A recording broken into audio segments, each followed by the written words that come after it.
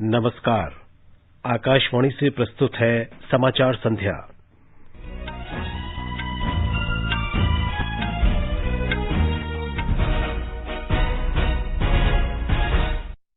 प्रधानमंत्री नरेंद्र मोदी ने विश्व के सबसे बड़े कोविड टीकाकरण अभियान की शुरुआत की। उन्होंने कहा, कोरोना वॉरियर्स को टीके में प्राथमिकता देकर राष्ट्र अपनी कृतज्ञता व्यक्त कर रहा है। टीकाकरण के पहले दिन 1,65,000 से अधिक लोगों को टीका लगाया गया। प्रधानमंत्री ने स्टार्टअप्स के लिए 1,000 करोड़ रुपए के स्टार्टअप इंडिया सीड फंड योजना की घोषणा की। सूचना और प्रसारण मंत्री प्रकाश जावड़ेकर ने कहा, भारत और बांग्लादेश मिलकर शेख मुजीबुर रहमान पर बंग बंधु फिल्म का निर्माण करेंगे। और ब्रिस्बेन क्रिकेट टेस्ट मैच के दूसरे दिन भारत ने पहली पारी में 2 विकेट पर 62 रन बनाए। ऑस्ट्रेलिया के पहली पारी में 369 रन।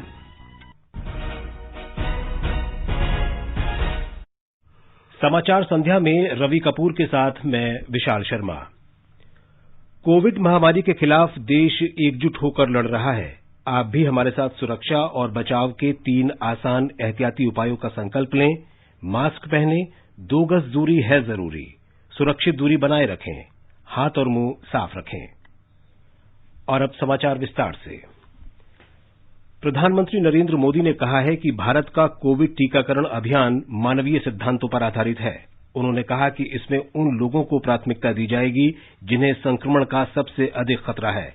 आज दुनिया के सबसे बड़े टीकाकरण अभियान का शुभारंभ करते हुए श्री मोदी ने कहा कि कोरोना टीका पहले उन लोगों को दिया जाएगा जिन्हें इसकी सबसे अधिक आवश्यकता है।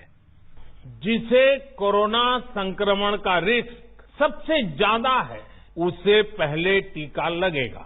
जो हमारे डॉक्टर्स हैं, नर्सेस हैं, अस्पताल में सफाई कर्मी हैं, मेडिकल पैरामेडिकल स्टाफ हैं, वो कोरोना की वैक्सीन के सबसे पहले हकदार हैं।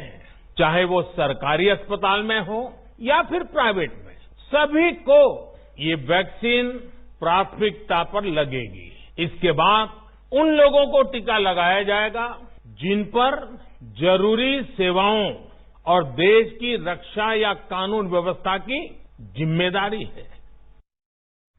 श्री मोदी ने कहा कि टीकाकरण अभियान के पहले चरण में 3 करोड़ लोगों को टीका लगाया जाएगा। उन्होंने कहा कि दूसरे चरण में 30 करोड़ लोगों को टीके लगाए जाएंगे। प्रधानमंत्री ने पिछले कई महीनों से कोरोना टीका बनाने में लगे वैज्ञानिकों की सराहना की। उन्होंने कहा कि इतने कम समय में देश में 2 टीके तैयार करना गर्व की बात है। एक वैक्सीन बनाने में बरसों लग जाते हैं, लेकिन इतने कम समय में एक नहीं 2 मेड इन इंडिया वैक्सीन तैयार हुई है। इतना ही नहीं, कई और वैक्सीन पर भी काम तेज गति से चल रहा है। ये भारत के सामर्थ्य, भारत की वैज्ञानिक दक्षता, भारत के टैलेंट का जीता जागता सबूत है। प्रधानमंत्री ने कहा कि भारत में बने टीके विदेशी टीकों से सस्ते हैं, लेकिन उनकी गुणवत्ता में कोई कमी नहीं है। ये भारतीय वैक्सीन विदेशी वैक्सीनों की तुलना में बहुत सस्ती हैं और इनका उपयोग भी उतना ही आसान है। विदेश में तो कुछ वैक्सीन ऐसी हैं जिसकी एक डोज 5,000 रुपया तक में है और जिसे -70 डिग्री तापमान में फ्रीज में रखना होता है। वहीं भारत की वैक्सीन ऐसी तकनीक पर बनाई गई हैं जो भारत में बरसों से ट्राइड और टेस्टेड है। श्री मोदी ने कहा कि टीके की 2 खुराक देना जरूरी है और इन दोनों के बीच लगभग 1 महीने का अंतर होना चाहिए। टीके की दूसरी खुराक के 2 सप्ताह बाद प्रतिरक्षक क्षमता विकसित हो जाएगी। और मैं सभी देशवासियों को ये बात फिर याद दिलाना चाहता हूं कि कोरोना वैक्सीन की 2 डोज लगनी बहुत जरूरी है। 1 डोज ले लिया और फिर भूल गए, ऐसा गलती मत करना। और जैसा एक्सपर्ट्स कह रहे हैं, पहली और दूसरी डोज के बीच लगभग 1 महीने का अंतराल भी रखा जाएगा। प्रधानमंत्री ने दवाई भी कड़ाई भी का मंत्र दिया उन्होंने लोगों से आग्रह किया कि वे पहली खुराक लेने के बाद मास्क का इस्तेमाल करने और सुरक्षित दूरी बनाए रखने में लापरवाही न बरतें। टीका लगते ही आप असावधानी बरतने लगें, मास्क निकाल कर रख दें, 2 गज की दूरी भूल जाएं, ये सब मत करिएगा। मैं प्रार्थना करता हूं मत करिएगा। और मैं आपको एक और चीज बहुत आग्रह से कहना चाहता हूं। जिस तरह धैर्य के साथ आपने कोरोना का मुकाबला किया, वैसे ही धैर्य अब वैक्सीनेशन के समय भी दिखाना है।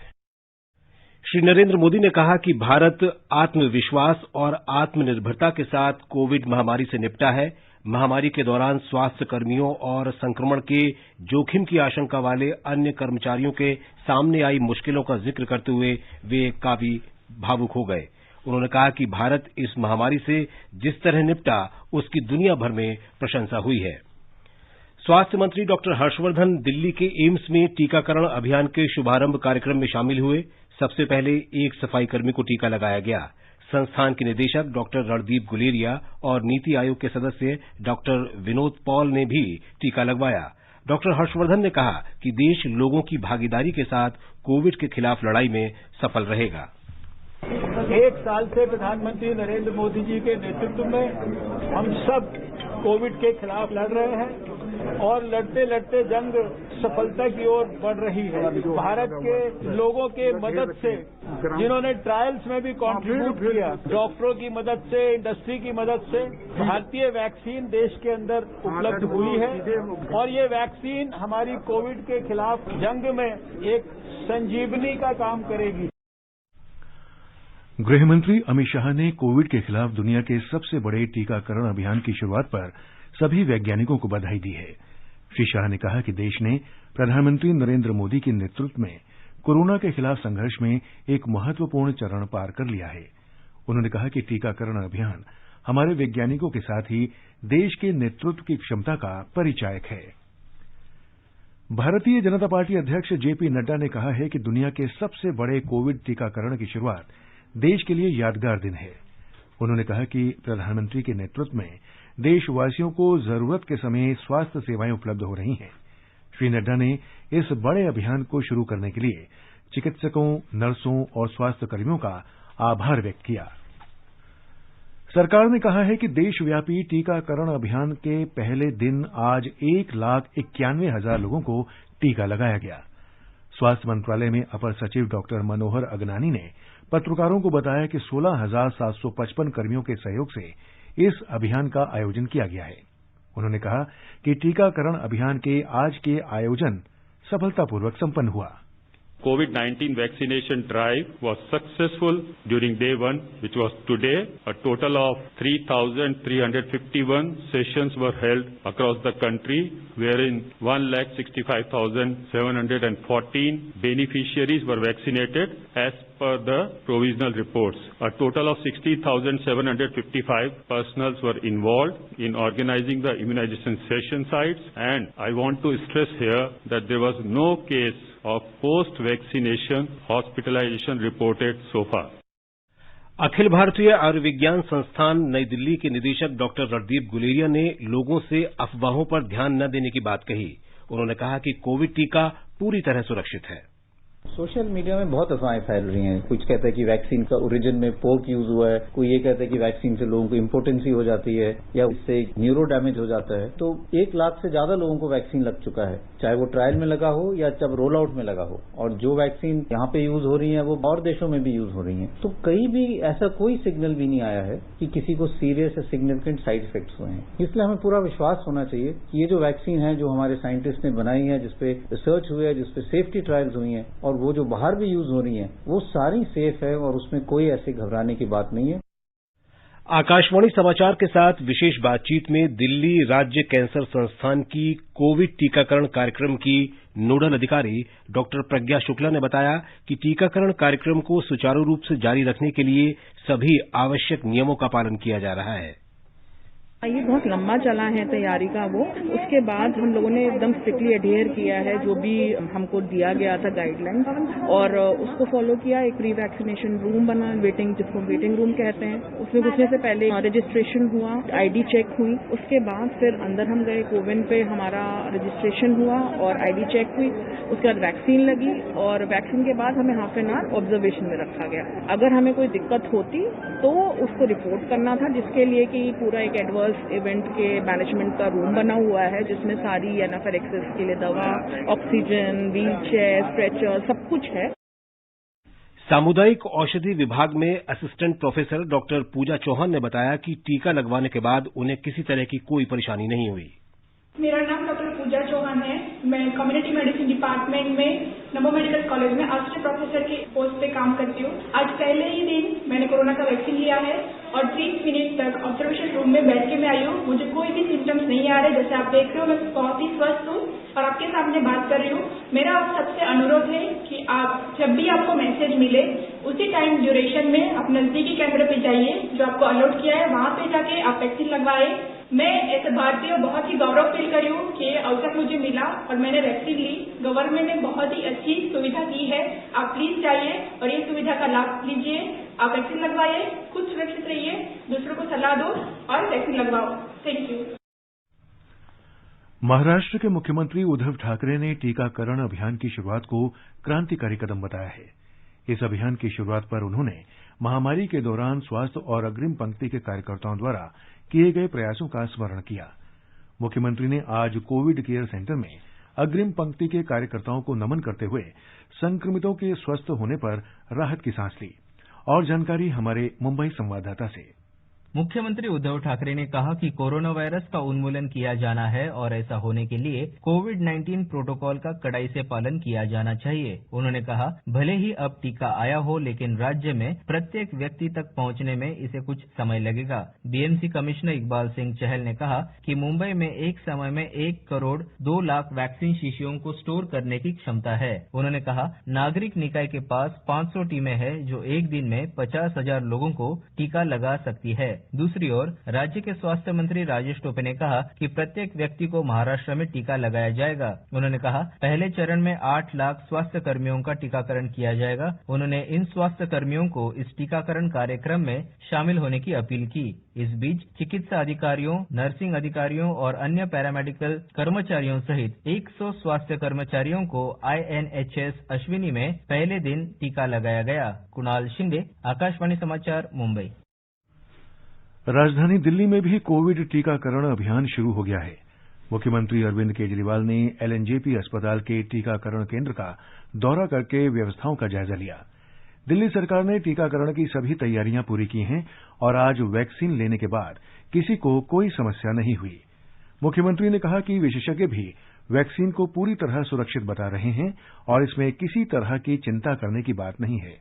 उन्होंने लोगों से वैक्सीन को लेकर किसी भी तरह की अफवाह से बचने की अपील भी की। मध्य प्रदेश में टीकाकरण अभियान की शुरुआत 150 केंद्रों पर की गई। ब्यौरा हमारी संवाददाता से। मध्य प्रदेश में 150 केंद्रों पर टीकाकरण किया गया। वैक्सीन की पहली खुराक सुरक्षा गार्ड हरिदेव यादव को भोपाल के जेपी अस्पताल में दी गई। मुख्यमंत्री शिवराज सिंह चौहान भोपाल के हमीदिया अस्पताल के टीकाकरण केंद्र पहुंचे। उन्होंने लाभार्थियों से बात भी की। मुख्यमंत्री ने प्रधानमंत्री नरेंद्र मोदी का संबोधन भी सुना। मुख्यमंत्री चौहान ने इस अवसर पर कोरोना योद्धाओं को धन्यवाद किया। उन्होंने कहा कि टीकाकरण केंद्रों पर सभी सावधानियां बरती गई हैं। टीका प्राप्त करने वाले व्यक्तियों को आधे घंटे तक निगरानी में रखा जा रहा है। वहीं जबलपुर में केंद्रीय मंत्री प्रहलाद पटेल टीकाकरण अभियान में शामिल हुए। पूजा पीवर्धन, आकाशवाणी समाचार, भोपाल। पंजाब में चंडीगढ़ में मुख्यमंत्री कैप्टन अमरिंदर सिंह ने कोविड टीकाकरण अभियान की शुरुआत की। स्वास्थ्य विभाग के प्रधान सचिव हुसन लाल ने बताया कि पंजाब में 59 जगहों पर टीकाकरण किया जा रहा है। सिक्किम के मुख्यमंत्री PS तमांग और राज्य के स्वास्थ्य मंत्री डॉक्टर MK शर्मा गंगटोक के पास STNM अस्पताल में कोविड टीकाकरण अभियान के शुभारंभ के समय मौजूद थे। टीकाकरण अभियान पश्चिम सिक्किम के ज्ञानसिंह जिला अस्पताल में भी शुरू हुआ। मिजोरम में भी आइजोल जिले में एक स्वास्थ्यकर्मी को सबसे पहले टीका लगाया गया। राज्य के स्वास्थ्य मंत्री डॉक्टर R लालथंगलिया ने आज सुबह आइजोल सिविल अस्पताल में टीकाकरण अभियान की शुरुआत की। प्रधानमंत्री नरेंद्र मोदी के इस अवसर पर दिए गए संबोधन के बाद आइजोल सिविल अस्पताल के मेडिकल स्टाफ में कार्यरत 44 वर्षीय लाल मुआनपुई को टीका लगाया गया। केंद्र शासित प्रदेश लद्दाख के उपराज्यपाल आर के माथुर ने लेह के हार्ट फाउंडेशन अस्पताल में कोविड टीकाकरण के पहले चरण की शुरुआत की। उपराज्यपाल ने कोविड महामारी से निपटने में चिकित्साकर्मियों, आशा कार्यकर्ताओं, आंगनवाड़ी कर्मियों और सफाई कर्मियों की निस्वार्थ सेवा की प्रशंसा की। प्रधानमंत्री नरेंद्र मोदी की सलाह का जिक्र करते हुए श्री माथुर ने कहा कि टीका लगाने के बाद भी लोगों को कोविड संबंधी सभी सावधानियों का पूरी तरह पालन करना चाहिए। तेलंगाना में 140 टीकाकरण केंद्रों में 4000 से अधिक अग्रिम पंक्ति के स्वास्थ्य और स्वच्छता कार्यकर्ताओं को आज टीके लगाए गए। टीकाकरण की पहली खुराक हैदराबाद के गांधी मेडिकल कॉलेज अस्पताल में एक सफाई कर्मचारी कृष्णम्मा को दी गई। टीकाकरण अभियान के शुभारंभ के दौरान प्रधानमंत्री के निर्देशों को सुनने के बाद तेलंगाना के स्वास्थ्य मंत्री ई राजेंद्र ने दवा की पहली खुराक ली। देश में कोविड से स्वस्थ होने की दर 96.56% हो गई है। कल 16,977 मरीज स्वस्थ हुए। स्वास्थ्य मंत्रालय ने कहा है कि स्वस्थ होने वालों की संख्या 1,01,79,000 से अधिक हो गई है। कल कोरोना संक्रमण के 15,158 नए मरीज सामने आए। इस समय कोरोना संक्रमित लोगों की संख्या 2,11,033 है। मंत्रालय ने कहा है कि देश में कोरोना से होने वाली मृत्यु दर 1.44% है, जो वैश्विक स्तर पर बहुत कम है। ये समाचार हमारी वेबसाइट newsonair.com/hindi और हमारे mobile app news on AIR पर भी उपलब्ध हैं। चलो मिलकर एक शुरुआत करें, चलो एक फैसला आज करें, मास्क नहीं तो टोकेंगे, कोरोना को रोकेंगे, चलो एक इरादा करते हैं, चलो कुछ वादा करते हैं, मास्क नहीं तो टोकेंगे, कोरोना को रोकेंगे। समाचार संध्या में आपका फिर स्वागत है। आगे बढ़ने से पहले मुख्य समाचारों पर एक नजर। प्रधानमंत्री नरेंद्र मोदी ने विश्व के सबसे बड़े कोविड टीकाकरण अभियान की शुरुआत की। उन्होंने कहा, कोरोना वॉरियर्स को टीके में प्राथमिकता देकर राष्ट्र अपनी कृतज्ञता व्यक्त कर रहा है। टीकाकरण के पहले दिन 1,91,000 से अधिक लोगों को टीका लगाया गया। प्रधानमंत्री ने स्टार्टअप्स के लिए 1,000 करोड़ रुपए के स्टार्टअप इंडिया सीड फंड योजना की घोषणा की। सूचना और प्रसारण मंत्री प्रकाश जावड़ेकर ने कहा, भारत और बांग्लादेश मिलकर शेख मुजीबुर रहमान पर बंग बंधु फिल्म का निर्माण करेंगे और ब्रिस्बेन क्रिकेट टेस्ट मैच के दूसरे दिन भारत ने पहली पारी में 2 विकेट पर 62 रन बनाए। ऑस्ट्रेलिया के पहली पारी में 369 रन। प्रधानमंत्री नरेंद्र मोदी ने आज देश में उद्यमिता को बढ़ावा देने के लिए स्टार्टअप्स के विकास की 1,000 करोड़ रुपए की स्टार्टअप्स इंडिया सीड फंड योजना की घोषणा की। स्टार्टअप्स इंडिया इंटरनेशनल समिट प्रारंभ में स्टार्टअप्स के साथ बातचीत में श्री मोदी ने कहा कि उद्यमियों के लिए शुरुआती दौर में पूंजी की आसान उपलब्धता होना बहुत जरूरी है। स्टार्टअप्स को शुरुआती पूंजी उपलब्ध कराने के लिए देश 1,000 करोड़ रुपए का startup India seed fund launch कर रहा है। इससे नए स्टार्टअप शुरू करने और ग्रो करने में मदद मिलेगी। स्टार्टअप्स को गारंटीज के जरिए डेट कैपिटल रेज करने में मदद करेगी। भारत एक ऐसा स्टार्टअप इकोसिस्टम बनाने का प्रयास कर रहा है जिसका आधार स्तंभ of the youth, by the youth, for the youth का मंत्र हो। अब हमें अगले 5 सालों का लक्ष्य तय करना है और ये लक्ष्य होना चाहिए कि हमारे स्टार्टअप, हमारी यूनिकॉर्न्स अब ग्लोबल जायंट के तौर पर उभरे, फ्यूचरिस्टिक टेक्नोलॉजीज में हमारे स्टार्टअप लीड करें। प्रधानमंत्री ने कहा कि देश भर में 41,000 से अधिक स्टार्टअप्स अपनी मुहिम में जुटे हुए हैं। इनमें से 5,700 से अधिक आईटी क्षेत्र में और 3,600 से अधिक स्वास्थ्य क्षेत्र में है। श्री मोदी ने कहा कि कृषि क्षेत्र में भी 1,100 स्टार्टअप्स कार्य कर रहे हैं। उन्होंने कहा कि स्टार्टअप्स इंडिया सीड फंड से सहायता देश भर में चुने हुए इनक्यूबेटरों के जरिए प्राप्त की जा सकती है। प्रधानमंत्री ने कहा कि स्टार्टअप्स में देश का भविष्य बदलने की क्षमता है। श्री मोदी ने कहा कि स्टार्टअप्स में जो आत्मविश्वास है वो कभी कम नहीं होना चाहिए और हमेशा कायम रहना चाहिए। उन्होंने कहा कि हमारे युवाओं की ऊर्जा और अपना भविष्य स्वयं लिखने के जुनून से दुनिया भर के लिए संभावनाओं के नए द्वार खुलेंगे। पहले अगर कोई युवा स्टार्टअप शुरू करता था तो लोग कहते थे, why don't you do a job, why a startup. लेकिन अब लोग कहते हैं, job is all right but why not create your own startup. ये बदलाव बिम्स्टेक देशों यानी बंगाल की खाड़ी से विकास की प्रेरणा लेने वाले बांग्लादेश, भूटान, भारत, नेपाल, श्रीलंका, म्यांमार और थाईलैंड की बहुत बड़ी ताकत है। भारत के स्टार्टअप्स हो या बिम्स्टेक देशों के स्टार्टअप, एक जैसी ही ऊर्जा दिख रही है। प्रधानमंत्री ने कहा कि ये शताब्दी डिजिटल क्रांति और नए जमाने के आविष्कारों की शताब्दी है। उन्होंने कहा कि आज आवश्यकता इस बात की है कि भविष्य की टेक्नोलॉजी एशिया की प्रयोगशालाओं से निकले और भावी उद्यमी यहीं से तैयार हों। ये समय की मांग है कि भविष्य की टेक्नोलॉजी एशिया की लैब से निकले, भविष्य के एंटरप्रेन्योर्स हमारे यहां से तैयार हो। इसके लिए एशिया के उन देशों को आगे आकर जिम्मेदारी लेनी होगी जो एक साथ मिलकर काम कर सकते हैं, एक दूसरे के लिए काम कर सकते हैं, जिनके पास संसाधन भी हो और सहयोग की भावना भी हो।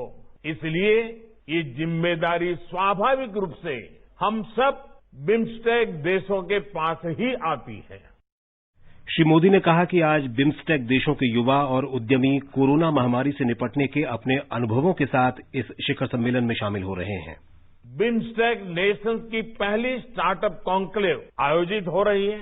आज स्टार्टअप इंडिया मूवमेंट अपने सफल 5 साल पूरे कर रहा है और आज ही भारत ने कोरोना के खिलाफ सबसे ऐतिहासिक लार्जेस्ट वैक्सीनेशन ड्राइव प्रारंभ की। ये दिन हमारे वैज्ञानिकों, हमारे युवाओं और हमारे उद्यमियों की क्षमताओं और हमारे डॉक्टर्स, नर्सेज, हेल्थ सेक्टर के लोगों के परिश्रम और सेवा भाव का साक्षी। कोरोना के खिलाफ लड़ाई से लेकर वैक्सीन बनाने तक हम सबके जो अनुभव रहे हैं, अपने उन अनुभवों के साथ आज बिम्स्टेक देशों के हमारे युवा और उद्यमी इस प्रारंभ समिट में शामिल हो रहे हैं। इसलिए ये समिट और भी महत्वपूर्ण हो जाती है। प्रधानमंत्री ने कहा कि भारत के सभी राज्य स्टार्टअप्स की मदद कर रहे हैं और स्टार्टअप इंडिया की लहर देश के दूसरी और तीसरी श्रेणी के शहरों तक पहुंच गई है। आज भारत के 80% जिले स्टार्टअप मूवमेंट से जुड़ चुके हैं। हमारे 45% स्टार्टअप आज टियर 2 और टियर 3 शहरों में आते हैं, जो कि लोकल प्रोडक्ट्स के ब्रांड एम्बेसडर की तरह काम कर रहे हैं। आज लोगों में स्वास्थ्य और खान पान को लेकर जो जागरूकता बढ़ी है, उसमें भी स्टार्टअप के लिए नए अवसर बन रहे हैं। एक तरह से आज अगर कोई एवर ग्रीन सेक्टर है तो वो फूड एंड एग्रीकल्चर सेक्टर ही है। भारत में इन सेक्टर्स की ग्रोथ पर विशेष जोर दिया जा रहा है। एग्रीकल्चर से जुड़े इंफ्रास्ट्रक्चर को आधुनिक बनाने के लिए देश ने 1 लाख करोड़ का एग्री इंफ्रा फंड भी बनाया है। प्रधानमंत्री ने कहा कि आज डिजिटल इंडिया की बदौलत सरकार द्वारा जरूरतमंद लोगों को भेजी गई मदद उनके बैंक खातों में सीधे पहुंच रही है। स्टार्टअप इंडिया अभियान के 5 साल पूरा होने के अवसर पर प्रधानमंत्री ने evolution of startup in India नाम की एक पुस्तक का विमोचन भी किया। प्रधानमंत्री नरेंद्र मोदी कल देश के विभिन्न क्षेत्रों को केवड़िया से जोड़ने वाली 8 रेलगाड़ियों को वीडियो कॉन्फ्रेंसिंग के माध्यम से रवाना करेंगे। प्रधानमंत्री गुजरात में कई रेल परियोजनाओं का भी उद्घाटन करेंगे। प्रधानमंत्री दाभोई चंदोद को ब्रॉडगेज रेलवे लाइन में बदलने, चंदोद केवड़िया नई ब्रॉडगेज रेलवे लाइन, नवविद्युतीकृत प्रतापनगर केवड़िया खंड और दाभोई, चंदोद और केवड़िया के नवनिर्मित रेलवे स्टेशनों के भवनों का उद्घाटन करेंगे। गृहमंत्री अमित शाह ने आज कर्नाटक के शिवमोग्गा जिले में भद्रावती के पास बुल्लापुर में रैपिड एक्शन फोर्स सेंटर की आधारशिला रखी। 50 एकड़ में फैले इस परिसर में प्रशिक्षण केंद्र के अलावा प्रशासनिक ब्लॉक, स्टेडियम और एक केंद्रीय विद्यालय भी बनाया जाएगा। इस अवसर पर गृहमंत्री ने दंगों पर काबू पाने, विद्रोही गतिविधियों से निपटने और धार्मिक आयोजनों के दौरान भीड़ के प्रबंधन में रैपिड एक्शन फोर्स की महत्वपूर्ण भूमिका का जिक्र किया। श्री शाह ने बताया कि शहीद हुए पुलिसकर्मियों के लिए अनुग्रह राशि भी बढ़ाकर 50 लाख रुपए कर दी गई है। रक्षा मंत्री राजनाथ सिंह ने आज लखनऊ में सेना की केंद्रीय कमान के अस्पताल के आधुनिकतम भवन की आधारशिला रखी। लखनऊ स्थित कमांड अस्पताल का यह नया भवन 40 एकड़ भूमि में बनाया जाएगा, जिस पर 425 करोड़ रुपए की अनुमानित लागत आएगी। भवन के 6 ब्लॉक होंगे, जिनमें 3 से 9 मंजिला इमारत होगी और हर इमारत में 4 विंग होंगे। ये समाचार आकाशवाणी से प्रसारित किए जा रहे हैं। ताजा समाचार जानने के लिए आप हमारे Twitter handle @AIR News Hindi को फॉलो कर सकते हैं। भारतीय अंतर्राष्ट्रीय फिल्म महोत्सव IFFI के 51वें संस्करण का शुभारंभ आज गोवा में पणजी के पास श्यामा प्रसाद स्टेडियम में एक रंगारंग समारोह में किया गया। इस अवसर पर सूचना और प्रसारण मंत्री प्रकाश जावड़ेकर, गोवा के मुख्यमंत्री डॉक्टर प्रमोद सावंत और मुख्य अतिथि प्रसिद्ध कन्नड़ अभिनेता सुदीप उपस्थित थे। श्री जावड़ेकर ने कहा कि भारत और बांग्लादेश मिलकर एक फिल्म बंग बंधु बनाने पर काम कर रहे हैं। ये फिल्म शेख मुजीबुर रहमान के जीवन और कार्यों पर आधारित होगी। अंतर्राष्ट्रीय फिल्म महोत्सव में इस वर्ष बांग्लादेश फोकस देश है। भारतीय जनता पार्टी ने राष्ट्रीय प्रवक्ता और पूर्व केंद्रीय मंत्री सैयद शाहनवाज हुसैन को बिहार विधानसभा परिषद के चुनाव के लिए अपना उम्मीदवार घोषित किया है। आज पार्टी ने बिहार और उत्तर प्रदेश विधान परिषद के लिए नामों की घोषणा की। उत्तर प्रदेश विधान परिषद के लिए राज्य के उप मुख्यमंत्री दिनेश शर्मा और प्रदेश अध्यक्ष स्वतंत्र देव सिंह सहित 6 उम्मीदवार हैं। पेट्रोलियम और प्राकृतिक गैस मंत्रालय ने हरित और स्वच्छ ऊर्जा के बारे में जागरूकता फैलाने के लिए महीने भर चलने वाले जन जागरूकता अभियान सक्षम का आज शुभारंभ किया। ये देशव्यापी अभियान स्वच्छ ईंधन को अपनाने पर केंद्रित रहेगा। ये उन 7 प्राथमिकताओं के बारे में जागरूकता फैलाएगा जिनका प्रधानमंत्री नरेंद्र मोदी ने हाल ही में जिक्र किया था। इनमें गैस आधारित अर्थव्यवस्था की ओर बढ़ना, जीवाश्म ईंधन का स्वच्छ उपयोग करना, जैव स्रोतों को चलाने के लिए घरेलू स्रोतों पर अधिक निर्भरता और इलेक्ट्रॉनिक वाहनों का बढ़ता उपयोग शामिल है। रेल मंत्रालय ने आज खनिज लोहे के परिवहन के लिए मालगाड़ियों के आवंटन की नई नीति जारी की। इसका उद्देश्य ग्राहकों की वर्तमान आवश्यकताओं का ध्यान रखना और उनकी परिवहन संबंधी समूची आवश्यकताओं को पूरा करना है। नई नीति से इस्पात उद्योग को प्रतिस्पर्धी चुनौतियों से निपटने के लिए परिवहन संबंधी सहायता उपलब्ध कराने में मदद मिलेगी। नई नीति को लौह खनिज नीति 2021 नाम दिया गया है और ये इस वर्ष 10 फरवरी से लागू हो जाएगी। नेपाल के विदेश मंत्री प्रदीप कुमार ग्यावली ने कोविड टीका विकसित करने में सफलता के लिए भारत को शुभकामनाएं दी हैं। श्री ग्यावली ने आज नई दिल्ली में रक्षा मंत्री राजनाथ सिंह से मुलाकात की। उन्होंने भारत के साथ द्विपक्षीय संबंध सुदृढ़ करने की इच्छा व्यक्त की। बैठक के दौरान रक्षा मंत्री राजनाथ सिंह ने इस बात पर जोर दिया कि भारत नेपाल संबंध दोनों देशों के लोगों के बीच आपसी रिश्तों पर आधारित हैं। दोनों नेताओं ने भारत और नेपाल की सेनाओं के बीच घनिष्ठ संपर्क पर भी संतोष व्यक्त किया। श्री सिंह ने कहा कि भारत नेपाल को मानवीय सहायता और आपदा राहत प्रशिक्षण में सहायता देने के साथ साथ क्षमता निर्माण में मदद को भी तैयार है। उन्होंने कहा कि भारत दोनों देशों के बीच विशिष्ट संबंधों का विकास करना और उन्हें सुदृढ़ करना चाहता है। प्रदीप कुमार भारत नेपाल संयुक्त आयोग की बैठक में भाग लेने के लिए भारत के दौरे पर हैं।